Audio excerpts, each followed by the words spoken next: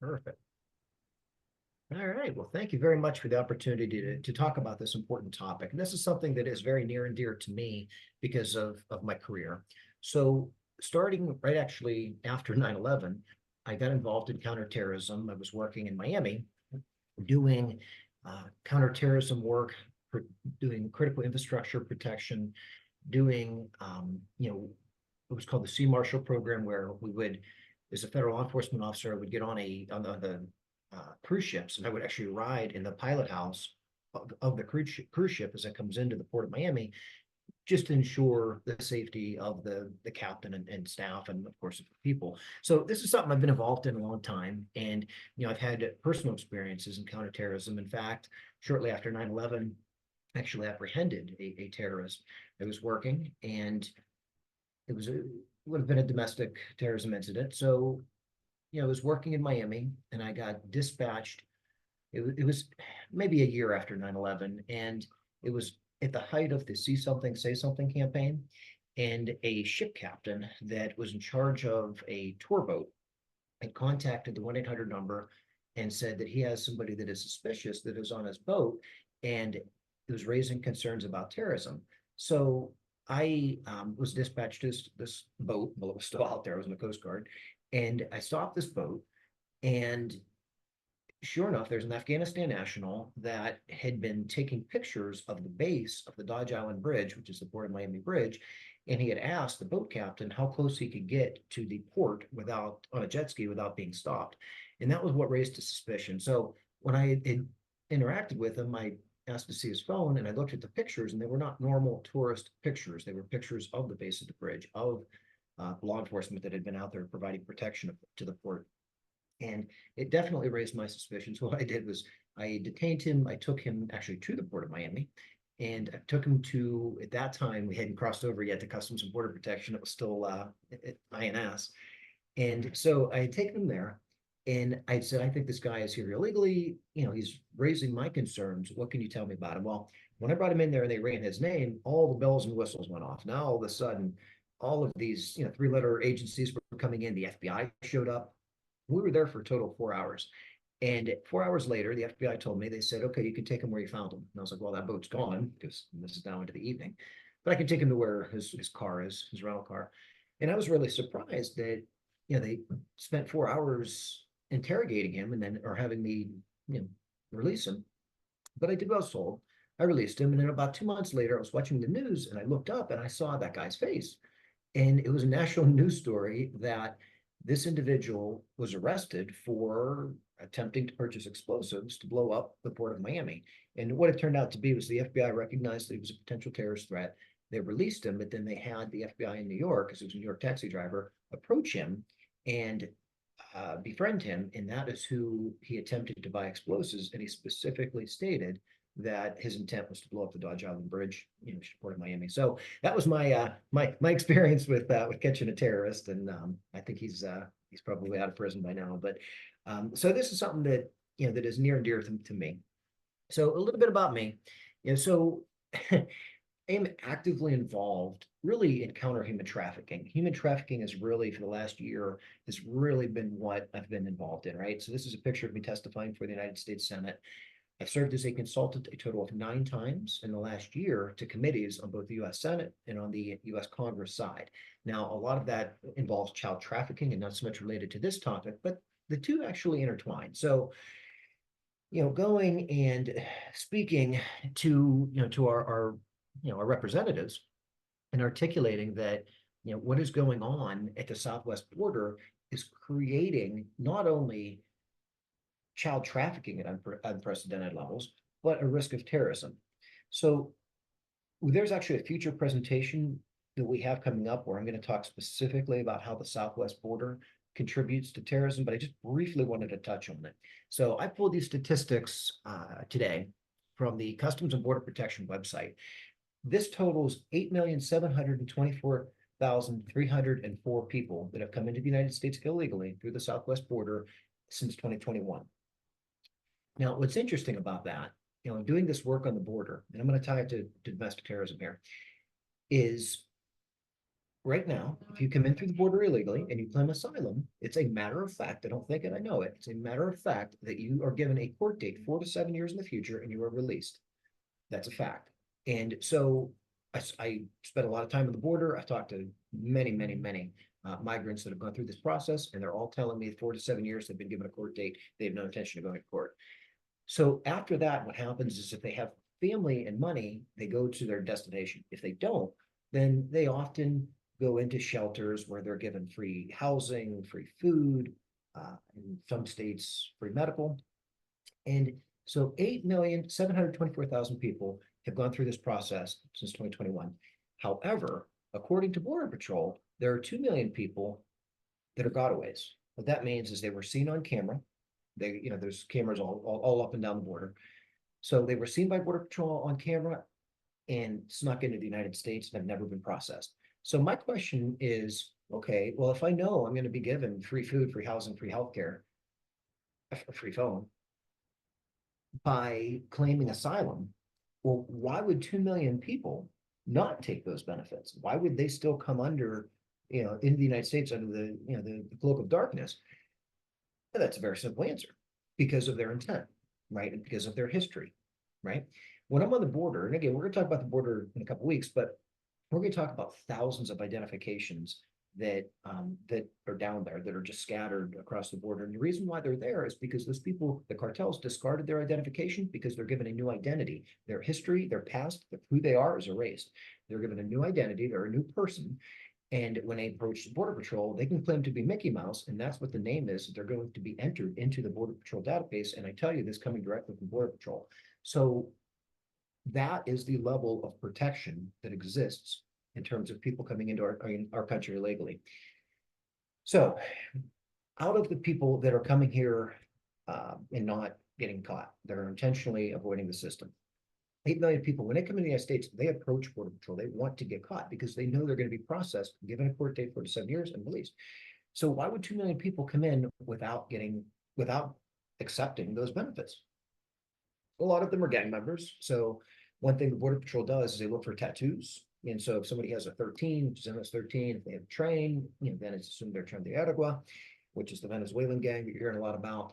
And they're less likely to be able to come into the United States, be processed, and be given that asylum if if they're a registered gang member. So a lot of the people coming in illegal are gang members. However, many of them are coming because they have intent to do harm to the United States. It's a fact. It's a fact. There was an individual, there's phones busted up all over the grounds down there. One phone that we found on the border wasn't broken. So we actually were able to charge it. We figured out the code was 1234, and we got into his phone, this smuggler trafficker's phone. And what we found was message after message about how to buy children for sex, how to sneak into the United States, how to find a coyote. But most importantly, related to this discussion is the U.S. nuclear posture at facilities across the United States. Why are we finding messages that they are talking about the vulnerabilities and weaknesses of the United States nuclear posture in the United States? I can tell you it's because, this is the services that are sold on specifically Telegram, and his phone is what he was using. But on the dark web, on Telegram, the services that are sold, many of them relate to criminal activity, including how to commit domestic terrorism. And it's a fact. Nobody can deny these numbers. Like I said, the numbers that we're looking at, I screenshotted from a government website earlier today. So our increased risk of terrorism has gone up substantially. And part of the target, one of the main targets, I believe, are military bases. So there are around 2 to 3 drone incursions on U.S. military bases, drones. The drones are flown because they're going and they're collecting intel. They're going and they're learning the facility, they're mapping out the facility, they're identifying weaknesses within the military bases, but the number of actual incursions is much higher. So the people, and I've seen cases specifically in my home state of Florida of people that, are foreign nationals that are coming to the military bases, that are taking pictures from outside the gate, are trying to come into the gate, or trying to get over the security, like the fencing. And, I believe all of that, is with the intent of collecting information for a potential future attack. Our vulnerability, I don't believe, has ever been higher than it is now. Our vulnerability in terms of a risk of another 9/11 is exponentially higher than any other time that I recall. And part of that is because there's several different factors. And it is not a political talking point, but it's a fact. The border is open. Believe me, I'm down there all the time. Not all the time, I'm down there a lot. So people can come to the United States easily. So anyone can come in the United States right now. Can't have a country without borders. So people are able to come in the United States. Then you have this increased turmoil in the Middle East to where, you've got Iran, Hezbollah, Hamas fighting Israel, the United States defending Israel, creating animosity from these other countries. There have been hundreds of attacks on military bases in the Middle East that are barely reported on, that are barely talked about. And so that hatred for Americans that exists there exists within our own borders. I've talked to people that are coming into the United States illegally. And I remember one particular group was from Russia. They hate America. They're just coming here. He told me how much he hates America, yet he's still paying to be smuggled here. And it is people like them that keep me up at night in terms of the concern of engaging in domestic terrorism here. So a mass shooting is a shooting of 4 or more people. I struggle with the labeling of mass shootings versus domestic terrorism. Take, for example, the incident happened in Las Vegas. A guy, has an exponential amount of firearms, of ammunition, murders all of these people in a music festival, a concert in Las Vegas, and yet that's labeled as an active shooter and not domestic terrorism. I don't understand. Like, I understand domestic terrorism is based on, on ideology and the thought process and the reasoning behind the attack.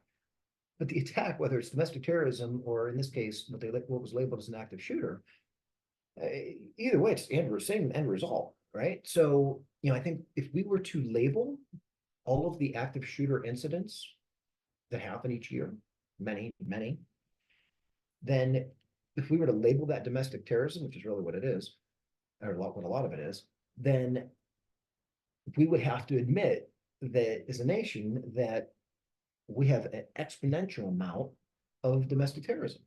So, the one incident at the Pulse nightclub that happened several years ago, that was labeled domestic terrorism because, I think his name was Nadine, he called 911 and said that he was doing this on behalf of, I think it was Allah. So, and he was expressing support for Al Qaeda.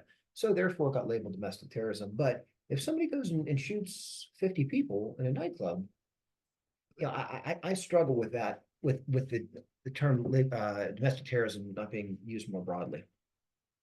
So, but there was a case that there were warning signs. The FBI had him on the radar, and things slipped through the cracks. He ends up and causes this mass shooting. And when it comes to domestic terrorism, part of the problem too is that we've become so politically correct that we're afraid to call out what's suspicious anymore. And there was a case in California where people were literally making pipe bombs in their garage. Neighbors saw what they viewed as suspicious activity, but they didn't want to report what they saw and what their concerns were because wanting to be politically correct. That's insane. That leads us to a point of weakness in our country. And it is so critically important, that when something is observed, when there is suspicious activity, when something doesn't look right, that people speak up, see something, say something. And what's interesting, looking at it from experience, 26 years, no, 26 years, yeah, 26 years in federal law enforcement, is, somebody calls and thinks, okay, well, I don't have much.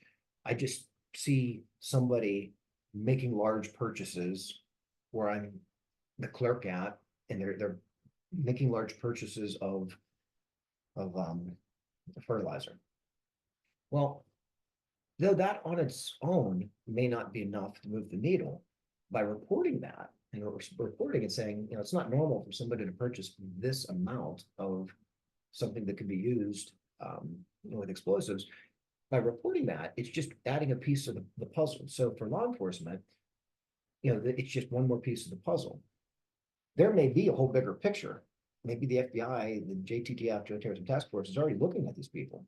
Well, by reporting that suspicious activity, is just one more piece of the puzzle that they need to be able to do the search warrants, to be able to do the meaningful things, through CISA and different things, to be able to really look into these people and figure out if they're domestic terrorists. So, FBI director, he has been raising the alarm on the risk of domestic terrorism for, well, it's been at least, it's been a little, he testified to the House Appropriations Committee, and that would have been after October 6th. And so, he had testified to things like, we're seeing the threat from foreign terrorists, referring to threats on US soil, to a whole nother level.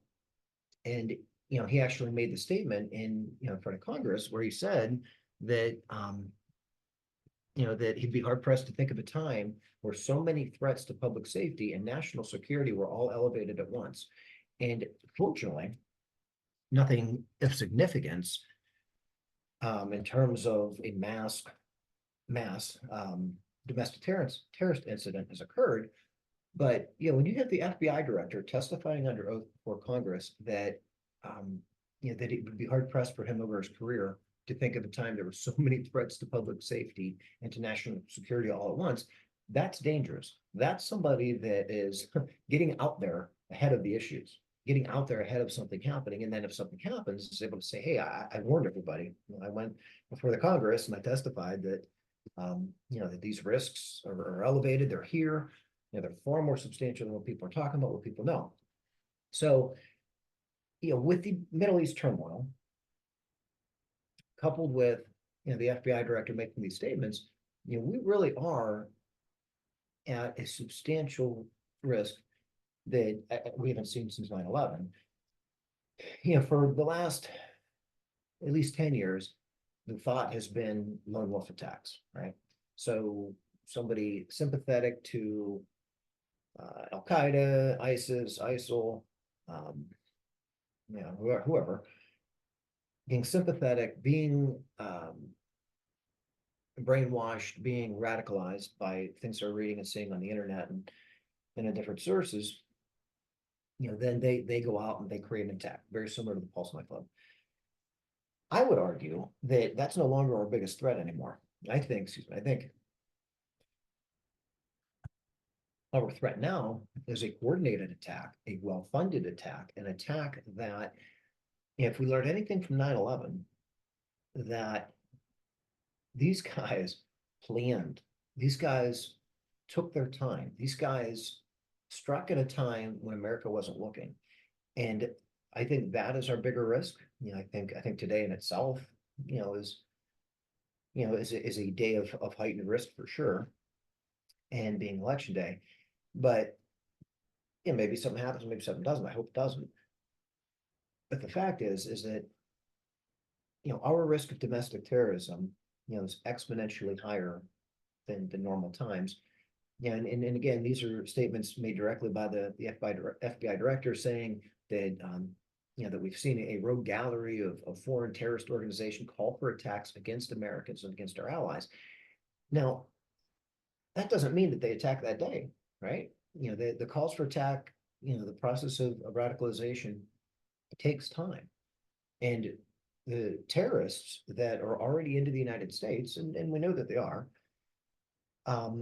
know that time is in their favor. So they're studying, they're doing what they need to do to prepare for an attack. So one group that is it's gaining some traction in the media, but I've been watching it for a while. And they've really been a problem for it's 2015, so almost 10 years, is TDA. TDA stands for Tren de Aragua, which is the Venezuelan prison gang that has come into the United States. And the reason why I bring them up in a discussion about domestic terrorism is this.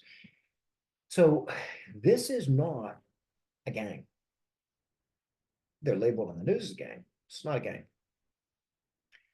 As part of the work that I do, I go into prisons in Central America and I interview convicted human traffickers.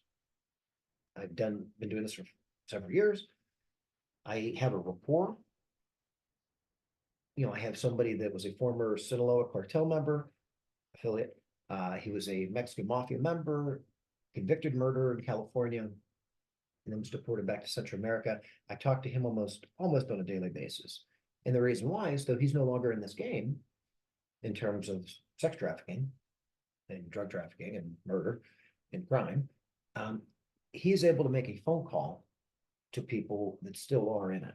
So when I'm going to go testify before Congress, matter of fact, when I testified before Congress a year ago, last November, I called him about an hour before I got to the Capitol. And it was like, hey, I need to know X, Y, Z. And he was like, let me make a phone call. And then he calls me back. And he's like, okay, well, these are the answers. And it's information and intel that law enforcement's not getting, right? And I've worked years to gain his trust. And so my point is, I reached out to him about TDA, Tren de Aragua, and I said, how big a threat are they really? And he said, well, he goes, they're not a gang. They're not a cartel. They are a terrorist organization. What you have in the United States in TDA is a terrorist organization. He said, they are not like other terrorist groups, and they're certainly not like traditional gangs and cartels. And I said, well, how so? And he said, well, one, they are very good at networking, right? So when they come into it, so the first thing they do is they come to the United States because they're smart enough not to cover their bodies in tattoos. They're told by leadership not to do that when they're in Venezuela, to save that to get in the United States. So they don't cover themselves in tattoos. So when they come in with Venezuelan migrant groups that are terrified of them and certainly not going to snitch on them. And they come in with these terrorist groups, I'm sorry, they come in with these Venezuelan migrant groups and they blend in, right? They come across the border, they get processed by Border Patrol under a fictitious name, because again, all their identifications are laying out on the border. It's so crazy that the cartel, because it's all paid for, through the cartel has vans, and I actually saw one down there. And the whole purpose of these vans is to create new identifications for those that want it. Some people are comfortable just coming into the United States without an identification after it's been discarded by the cartel and taken by the cartel, discarded. Others, want an identification and will pay more to have that. So these Venezuelan guys, these Tren de Aragua gang guys, they're very smart. They come in with the migrant groups. They're processed like every other Venezuelan. There's a program right now that if you're from Venezuela, Cuba, and Haiti, in one other country, it's a free pass. You can get on a flight, come in. As a matter of fact, when you get here, there's nobody greeting you. Get off the airplane, and if you have family, they pick you up. If you have money for an Uber, you leave. Well, that's how these guys are getting here. And so what's happening is TDA is embedding themselves within Venezuelan communities in 14 different states. And we've probably all seen the Aurora apartment stuff. I actually went to that apartment building after that happened because I was looking for him because I was going to talk to him. I go and I speak to cartel members. I go to the board. I go to the south side of the border. I speak face to face with cartel members. I should have thrown a picture in here of one recently that I was encountered. But I go and I speak with these people. I'm not scared of these people. And so when we went to Aurora, my team and I, like we were seeking out TDA members, because I want to talk to them. And some of them will talk, some won't. I didn't see any, couldn't find any. But I went all through that apartment complex. And so what we're having here is a self-induced crisis of bringing people in that are recognized by other rival transnational criminal organizations as a terrorist group. And I was told by my contact that works closely with, that the Mexican mafia, and he was told this directly by the Mexican mafia, the Mexican mafia is so intimidated by TDA that they've greenlighted the murder of TDA members because they don't want them taking over Mexican mafia territory, and they definitely don't want them in our United States prisons. And the reason why is, at least in California, Arizona, southern states, the Mexican mafia controls the prisons, right? So, they don't want a rival in the prison system calling shots from the prison, causing disruption to their illicit operations. One thing I learned, working in this world is the prison, like it's actually the people in the prisons that, in terms of traditional crime, cartel activity, gang activity, it's actually like it's all run from the prison.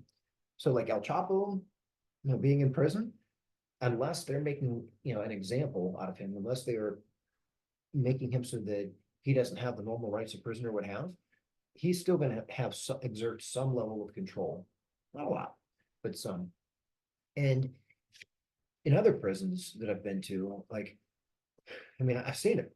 I've seen the drugs. They have cell phones. I've seen prisons where, and it's more in Central America, where the guards, the staff won't go inside. It's completely cartel run, where the staff just maintains a perimeter on the outside so nobody escapes. But inside the prison, phone, drugs, women, whatever you want. It's it's crazy. I've seen a couple of those prisons. And so here in the United States, this trendy Aragua, represents a true threat. But the thing is they're into making money and they're into all illicit activity.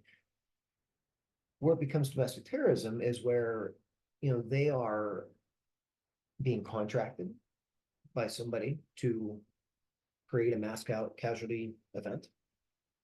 They're being contracted, to do an act of domestic terrorism. And that is well within the scope of what they do.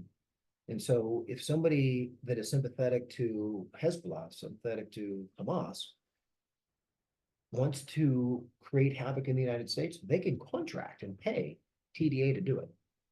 And, unfortunately, it's something that, the law enforcement is not looking at.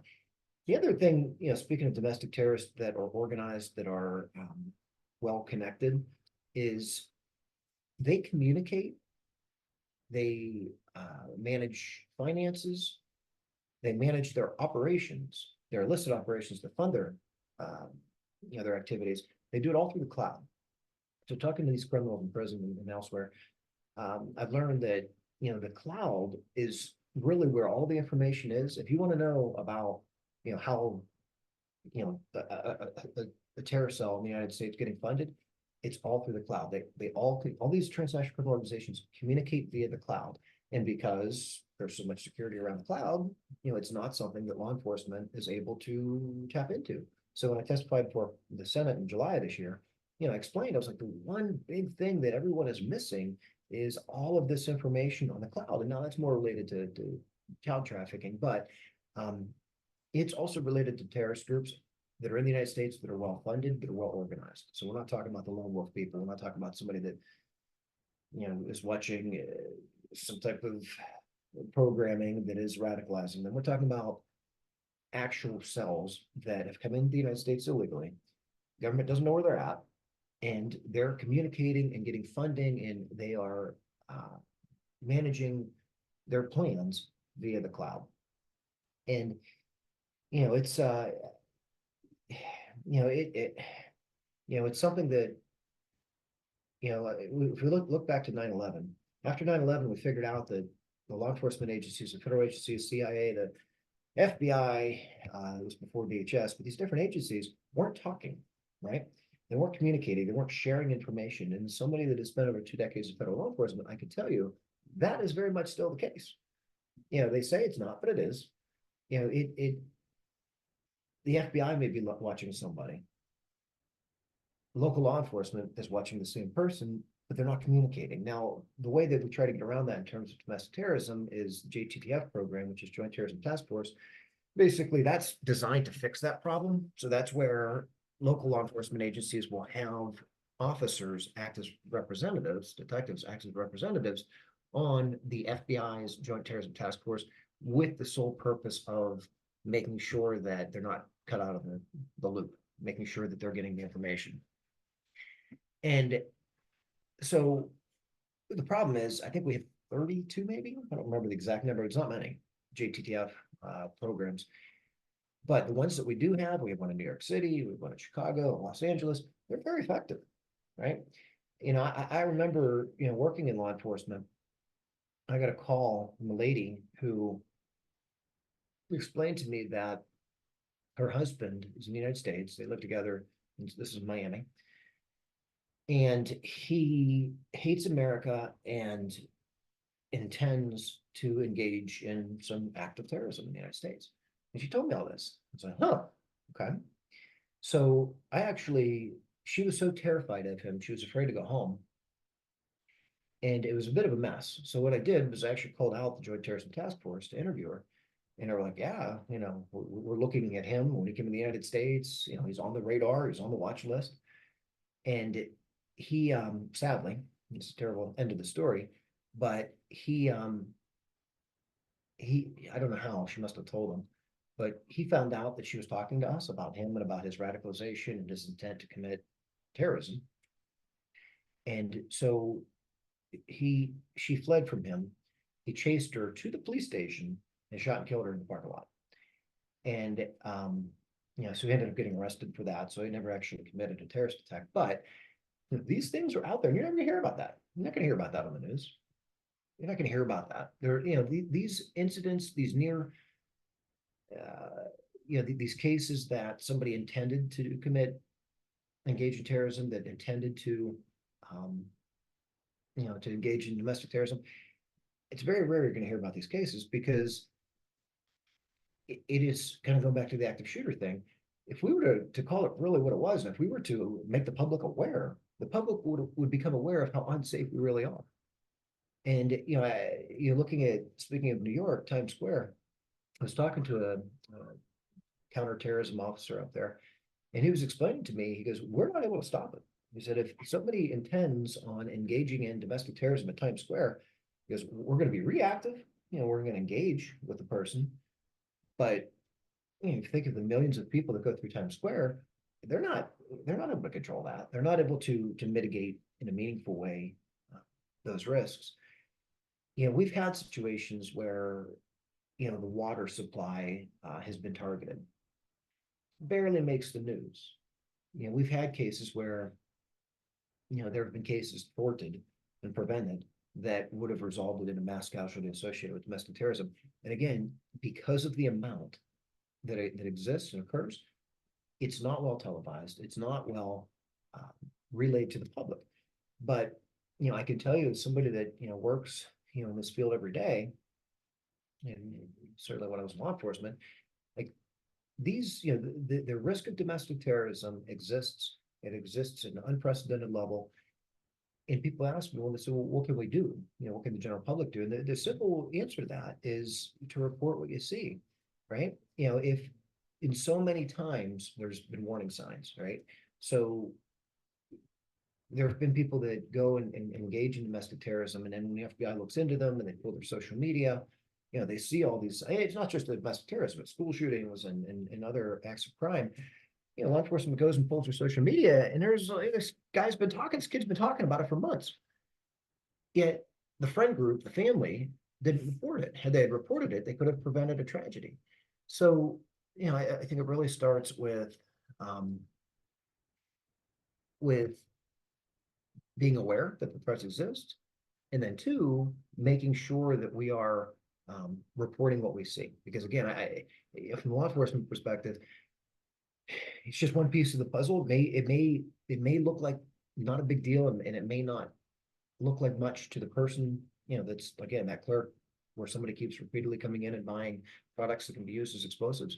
But by calling law enforcement, reporting that, calling the intelligence fusion centers that work in counterterrorism, reporting that is adding to their ability to do something. Because if they're already on, if this person's already on their radar, even if they're not, then it puts them on the radar. And both are good things in terms of preventing an attack. So, the public really has a responsibility to report what they see that's suspicious, and to, not become politically correct, not be afraid of reporting things like what happened in San Bernardino. And so, you know, going back to the 2 million people, if 8,724,304 came in the United States, they approach Border Patrol. These are the people that want to get caught, and they're given all these benefits. Why is it that 2 million people have not taken those benefits? Have not. If I were a migrant from Honduras, of course I would want free healthcare. Of course I want free, housing, Medicare, Medicaid, all of it. So you have to ask yourself, why would 2 million people not want it? Why would they not do what is well advertised around the world in terms of the ability to come in and claim asylum? And the simple answer to that is because embedded within those 2 million people are people that intend to do harm to the United States. That's true. That was a lot of information. Does anybody have any questions? That was really good. This is Nina. I just want to give you a comment. Because of my background, not in domestic terrorism, but international terrorism, I ran into a guy that gave me the creeps. You know what I'm saying, Jared? Just something's not right. And over knowing him for a while, I became very suspicious of him. And so me and another colleague did a deep dive into some of his activities and became highly suspicious, just exactly what you're talking about. We actually put together a 35-page dossier of our suspicions. We sent it to Virginia authorities, and their response was, he's no longer in Virginia. So you're smiling because you know what I'm going through here. So we sent it to the FBI, and they were more responsive. But this guy is on the move. Okay, he moves around. The minute people get suspicious, and I have to say this, he is not Hispanic, but the minute people get suspicious, he packs up and he moves. Yeah. So I think it everybody that sees something should say something, even if it's not a 35-page dossier, because you add all of those together, and you, like you said, you have a unified, look at it.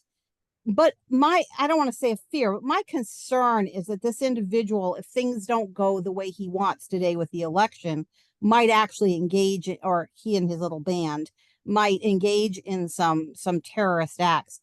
How concerned are you that there might be some domestic violence related to the outcome of the election, for example? I know everybody is really trying to prevent that, but these guys move. They, when they're seen, and he knew I had seen him because he raved at me about it, he moved.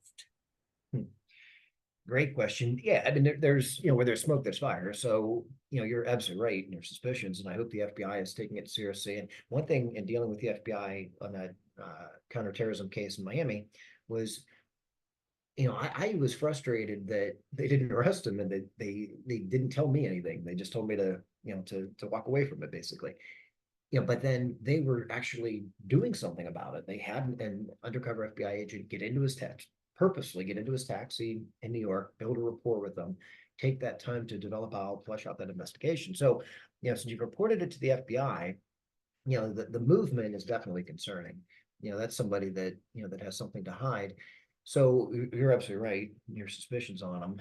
And what background is he? What do you mean background? Is he US citizen? Did he come from a different country?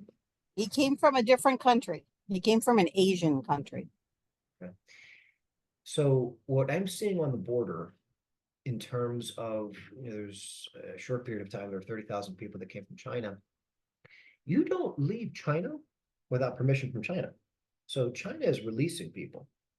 So it, there is something there in terms of the risk from specifically China, in terms of, there's something going on, right? I see it a lot in Central America. I see, how Chinese nationals that have been given the blessing to leave, and granted, most of them, like everyone else, comes here for a better life, but a lot of these incursions in the military bases that I'm seeing are Chinese nationals. And I wonder why. It makes me wonder, and we had a spy balloon, that passed off as a weather balloon, come across the United States and go over military installations. So, it's a valid concern. But to answer your other question in terms of the election, I tell you, I was wrong about something. I was based on what Christopher Wray, the FBI director, said, and everything else going on leading up to the election, I really feared that something was going to happen between, say, August and now that would disrupt the election. And the day is, unfortunately, the day is not over, but that was a legitimate concern of mine, to the point that I actually did early voting, just in case something does happen, at least, someone cast my vote. So, but I think that the level of risk, around elections is exponentially higher. So, but to answer your question, I don't know that, that these groups, when you think they're going to strike, is not when they strike, right? That's what makes them so dangerous. So, like the Super Bowl, that is a huge target, but yet I don't recall a time that anything major ever occurred during the Super Bowl. And so, but to answer your question about the election, yeah, I mean it's interesting. You'd mentioned that if the election doesn't go his way, that you think he might do something. Do you have any idea where? No, I haven't been following him. Once I turned it over to the FBI, I figure I don't have Yeah, time to follow this guy the rest of my life. It's their problem. right. That's fair point. Dr. St. Arnold, did you have any questions? Yes. Well, first of all, Jared, I wanted to just thank you for number one, choosing Aspen University, number two, being a part of the speaker series. And all the topics look interesting. So I hope that I can attend future ones to listen to what you have to say, because this is obviously an important topic near and dear to our hearts. I happen to live in Arizona, in Phoenix. So as a border state, I've been trying to follow pretty closely. One of the things that I've noticed is the variety of people who are Uber drivers here. And what thought crossed my mind was, what a wonderful way to learn the neighborhoods. Yeah. Learn your way around the city, learn the neighborhoods. It should, and these are people who I cannot hold a conversation with. They read the maps on their phone. So it's interesting. I think we're in interesting times. I think we just, stay positive but certainly stay aware as well. Absolutely. Because I also feel the day is still young. Yeah. So in a future speaker series, I'm going to talk about the border and its impact on the risk of domestic terrorism. And I'm actually going to show pictures of cartel members that I've encountered, I've walked up to, taking their photo. And it's there's no denying, the facts. There's no denying the data. There's no denying that, that you could come from anywhere in the world and come into the United States. And if you don't want to get caught, you don't have to. And what I've learned down there is Border Patrol is so just defeated. The morale is low. These officers are taking their lives. You never hear about that in the media, but it's true. 14 or 15 officers took their lives, I believe, last year. And which is unheard of for Border Patrol. It doesn't happen. And I've sat with these Border Patrol agents. I've seen the PTSD. I've seen them in tears. And they're like, and again, as I'm getting off the topic of domestic terrorism, it's more related to child trafficking stuff. But what I've seen that occurs on the border, I can't unsee.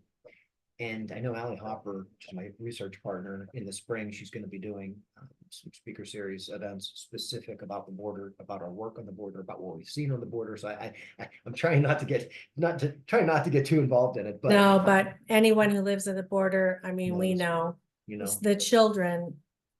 So Unbelievable. over 500,000 children. So just briefly, real quick, so we just a couple minutes.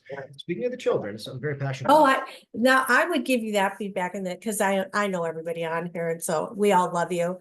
But I would definitely have your face showing because I could only see the top of your forehead for Really? most of your conversation. So that's much better. I could see who you Oh, I are. didn't know that. Thank Okay. you. Yeah. So I could tell you, speaking of the children, when I was on the border, I was in McAllen, Texas, and there was a mother that was in a NGO shelter, had been processed by Border Patrol, and she was in there with about 200 people, about 50 of them were children. Children all running around playing. And she refused to let her child out of her arms. And when the staff asked, well, you're safe here. Why wouldn't you set your child down? It's been hours. She explained that the cartel not only stole all of her belongings, but also the other two children she started the voyage with because she had no money for bribes. And I learned that happens every day. I learned Yes. that there have been over 500, and matter of fact, we're going to be testifying before Congress on November 19th about this specific data, that there have been over 500,000 children through the unaccompanied child program brought to the border, sent by Office of Refugee Resettlement to unvetted sponsors. Out of that, there was a recent OIG report that came out and said that 324,000 of those children are unaccounted for. We don't know where they are. And I can tell you, because I work in this field every day, that many of them are being trafficked. And we're seeing it. It's just unbelievable how many children are being trafficked right now and sold for illegal adoption. The evil It is in this period. country and around the globe is what we need to be attacking for Right. sure. It is good versus evil. That's a fact. And, Yes. It's, being on the border, like, it is so, like, unfortunately, the cartels have complete control. Like we've gone and talked to them and they're willing to talk because they have no fear of us. Mhm, mhm. And we're just researchers, but they have no fear of law enforcement. They have complete impunity. And, as a matter of fact, whenever I do the border, when we do the border one in a couple of weeks, I'm actually going to show you videos and pictures that we've taken with a drone of the Mexican military and the cartel engaged in trafficking together. We have it. The thing is, we don't have anybody to give it to. I was down in the prison a couple of weeks ago in Central America in this Jalisco New Generation cartel member. He was willing to talk to us, and he gave us the locations of veterinary clinics in Merida, Mexico, that they are harvesting the organs of people. I have nobody to give that to because I'm not going to get killed. Because if I give it to Mexican military or police, it's going to go to the cartel, and then now I'm going to be And killed. this is the other thing that people don't understand, that even the whole abortion issue is not necessarily over abortion. It's around keeping the organ harvesting, at a minimum, because that's a lot of what happens with aborted fetuses too. It's just that what's gone on in this country. And I guess my question is, will we ever be able to change it? We have to change we have to change the will and hearts of people. And Yes. speaking of abortion, and I hear the concept of, and I don't mean to get political, but I got to share, my body, my choice. Well, where's the choice for all these children? That the 324,000 children, not all of them are being trafficked. Many of them are. We see them. I talk to them. Well, and it's not just border states. I live in Virginia. That's the Oh, yeah, center they of the should. country. And I talk to teachers here, and they say there are children in their classes that don't know their relatives. Like the sister will come pick them up, The but they don't know their sponsor. sister's name. But That's right. somehow they're able to get into this country if they're attached to a child. And so these kids are not with their families, just put it that way. Yep. So when I talk to these cartel guys, they explain to me that they follow everything that goes on in the United States. So whenever the United States did away about 2 years ago with DNA testing of family units that are coming to the United States, that for them opened up a whole new world of child trafficking. So their travel agencies in Mexico, that their entire purpose is to bring children to the United States with adults that are not related to them for the purpose of child trafficking. And it's just unbelievable the level of trafficking exists. So speaking of these children sent from the border to unvetted sponsors, there is no process to make sure that the person that they're sending them to is an actual family member. They don't have to be. We have cases where 45 children were sent to one residence being trafficked. Another case where children were sent to a address that was actually just an empty field. I talked to a criminal investigator who's tasked with checking on the well-being of 25 of these migrant children. He could find 2. The other sponsor said the children either never arrived or strange men came and took them. And that's in my hometown in Sarasota, Florida. It's everywhere. It is, and that's the other thing people don't realize. I mean, when they disappear, it's either sex trafficking, slave labor, or organ harvesting. Absolutely. And all of it is, I mean, I don't know how we stop those end results, because that's what we have to do, is stop that. It's just unbelievable to me that this has gone on right underneath all of our noses for years and years and years, and we don't know it, and we aren't doing anything about it. Right. We're looking the other way because it's so big. It is. And I've gotten to the point, that I've become so vocal, in terms of trying to be a voice for the voiceless, being these children. And, to where it's cost me. I mean, I am no longer able to do writing for a particular organization because I was just speaking truth about child trafficking, and it's fine. Because it has to be said, what has gone on the last 4 years is government-sponsored, taxpayer-funded child trafficking. And I don't say that lightly. I've seen it with my own eyes. It can't be denied. I mean, I have data. I've been down there. I've talked to them. I've talked to the victims. There was a lady that, works in a Medicaid pregnancy center. So about half the people they see are migrant women that are pregnant because they're sex trafficked, but they're so scared of their trafficker, they refuse to speak out against them. These are happening in our communities. And, and I'll be perfectly honest, I'm very passionate about this. And if Trump does win today, then I'm being told that I'm going to be given a position on a new human trafficking task force that addresses these problems. And I can tell you that I will dedicate everything I have to, one, trying to rescue these children, which is a mountain in itself, and two, to make people aware, to prevent this from happening. Between Allie Hopper, which she'll be on in the spring, we have a radio program that's coming out, should be out in a couple of weeks. Once that is out, then I could say with confidence, because that's syndicated over 123 stations, that our message about child trafficking has reached over 100 million people in the last year. But how many are listening? How many say, Right. it's you're being political, you just, but I'm not. 94. Do you know executive Tim orders are Ballard? I know of him.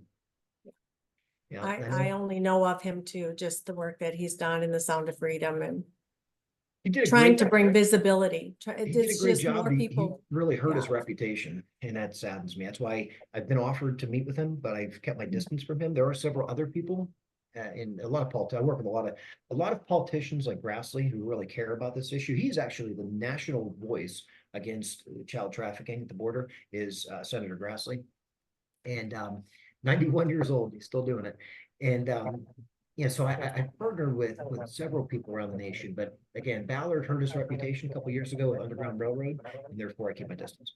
How so? He was sued by several women for Okay, you don't have to go any sexual further. misconduct. This okay, yeah. And he got let go from Underground Railroad, which is the organization he started. But it kind of hurts my work because here was somebody that's very similar to me. He was in DHS, I was in DHS. And so like our work is very similar, but Mhm. Well, we can also see that the judicial system has been weaponized in various ways to control various things oh, absolutely. No, in the country. So, yeah, you the know, justice. Yeah, I mean and I've been told by people that I'm going to be targeted because I'm speaking out against government sponsored taxpayer funded child trafficking, but it's worth it. well, Yeah. I'm so thankful that Dr. Thrasher saw value in your submission, and he's sharing, because I think everybody in Aspen and the work that we do and the degrees that we offer, we're very passionate about health and human services and trying to make people aware of things. So I appreciate it.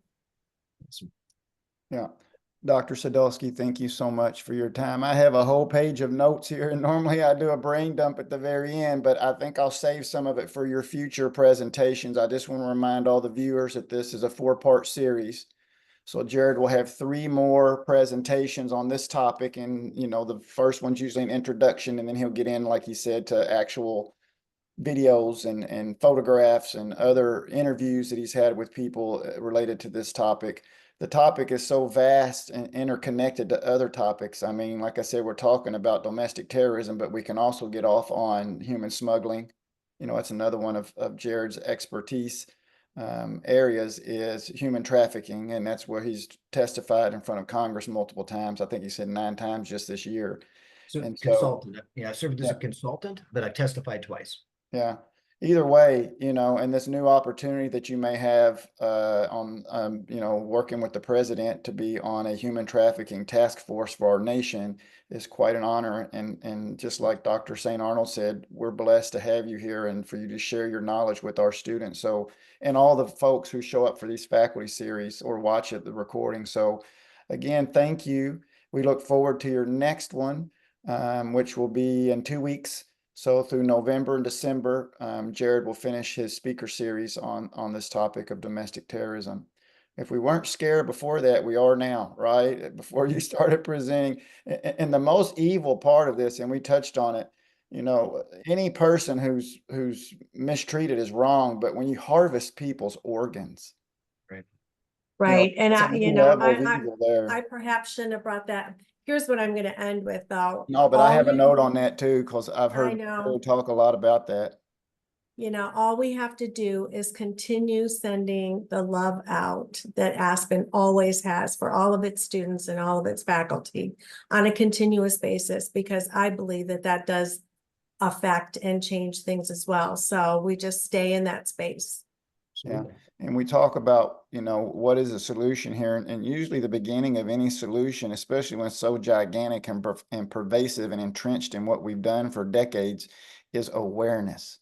Mhm. Awareness is usually the beginning of people now being interested, and being interested may create action.